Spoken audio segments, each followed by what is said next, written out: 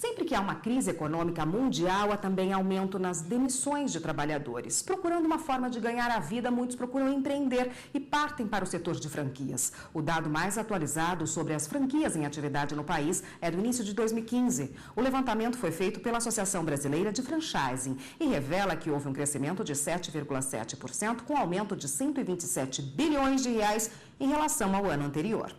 E sobre esse assunto nós vamos conversar com o advogado Marlon Tomazetti, que é especialista em direito comercial. Boa tarde, doutor.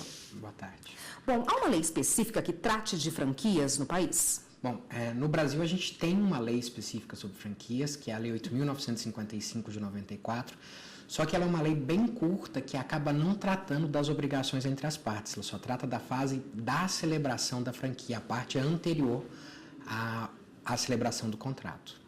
Quais os segmentos que mais se destacam nesse setor no país?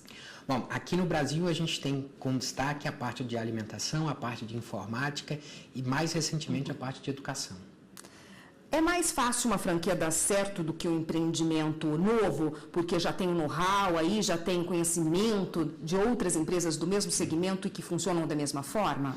A lógica da criação das franquias é justamente essa, porque a franquia envolve uma marca, um negócio já estabelecido e que a princípio tem mais chance de sucesso porque já foi testado no mercado e tem mais gente trabalhando em favor do bom êxito daquele negócio.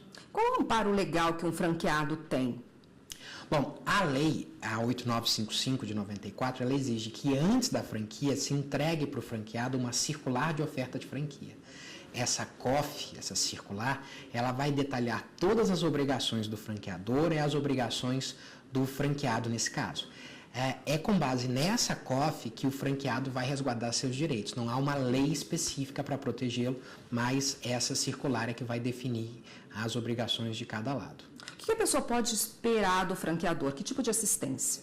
Bom, a princípio, o franqueador deve dar a assistência necessária para o funcionamento do negócio. Deve transferir o know-how, eventualmente dar treinamento, regras sobre administração, mas não há uma obrigação financeira do franqueador. O franqueador tem uma obrigação desse auxílio na formatação do negócio, mas não uma obrigação financeira. O que a pessoa que está agora, no momento, querendo empreender, pensando em investir numa franquia, o que ela deve prestar muita atenção para não ter problemas legais nenhum e também não correr o risco de fechar as portas no primeiro momento, né? Bom, em relação aos problemas legais, é recomendável sempre que se procure um auxílio jurídico para que ao menos se preste informação devida sobre o conteúdo, sobre as obrigações daquele contrato. Em relação à atividade em si, o SEBRAE, as associações prestam informações sobre quais segmentos de mercado são capazes de gerar uma boa receita naquele local, naquele ponto. Então, há que se ter essa dupla análise, a análise dos riscos jurídicos e a análise da conjectura econômica para poder optar pela franquia. É necessário saber qual é o faturamento, qual é o retorno que essa empresa vai dar. É necessário também ter algum know-how naquela área que se quer fazer, porque de repente a pessoa não conhece nada de bebidas e abre uma franquia aí de sucos, ela não conhece essa área.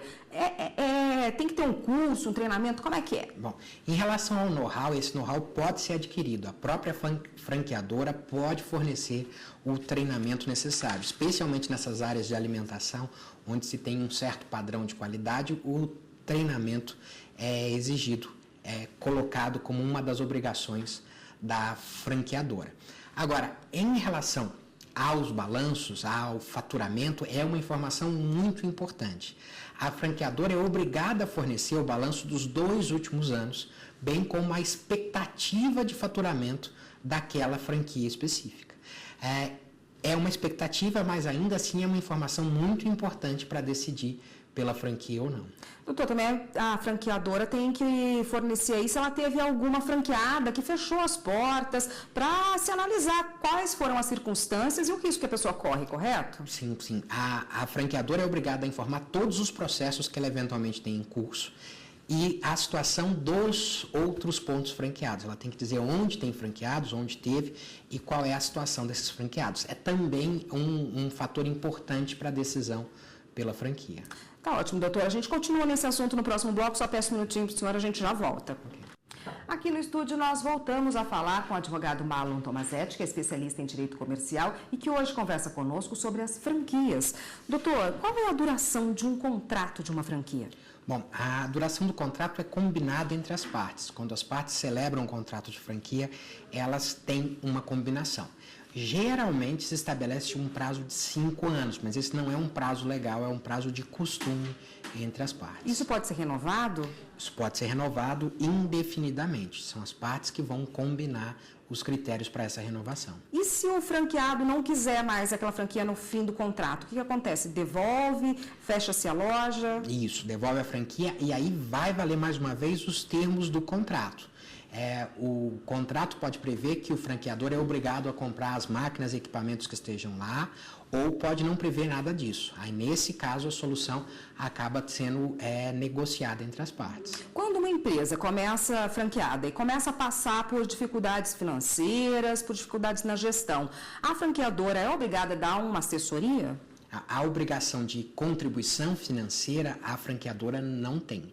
Mas muitas franqueadoras fazem essa assessoria, fazem esse auxílio para evitar que a imagem da sua marca seja prejudicada. Então é bem comum que haja o auxílio financeiro, mas não há uma obrigação, é tudo combinado entre as partes, é tudo definido entre as partes. O franchising, doutor, é um setor maduro no país? Pode-se dizer que sim, ele ainda está em crescimento, mas ele já alcançou um bom nível de maturação. Nos últimos 20 anos aí, você já tem uma consolidação das práticas de franquia. Nós ainda não temos uma legislação específica, mas até pelo processo de evolução se deixou mais a questão para a disciplina entre as partes. Que tipo de demandas costumam chegar à justiça em relação às franquias entre o franqueado e o franqueador? Bom, existem vários processos distintos, mas algumas questões se repetem bastante. Uma das questões é o franqueado reclamando que suas expectativas foram frustradas, que não houve o rendimento esperado. Esse é um processo muito complicado, porque depende da análise caso a caso das informações que foram prestadas.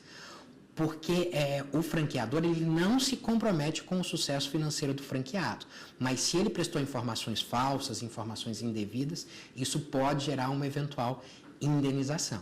E o outro grande problema é a rescisão do contrato, que costuma ter multas, costuma ter obrigações de ambos os lados que precisam ser cumpridas e ensejam demandas judiciais. Doutor, para a gente encerrar, qual que é a orientação para quem está pensando aí em abrir uma franquia agora nesse momento? Bom, a orientação é sempre fazer uma pesquisa de mercado para verificar se aquele segmento de atuação é um segmento interessante, é um segmento que dará rendimento e sempre consultar o SEBRAE ou as entidades de apoio, bem como um advogado na celebração desse tipo de contrato. Tá ótimo, obrigada pela participação. Eu conversei com o Marlon Tomazetti, que é advogado, especialista em direito comercial. Obrigada pela participação, até uma próxima.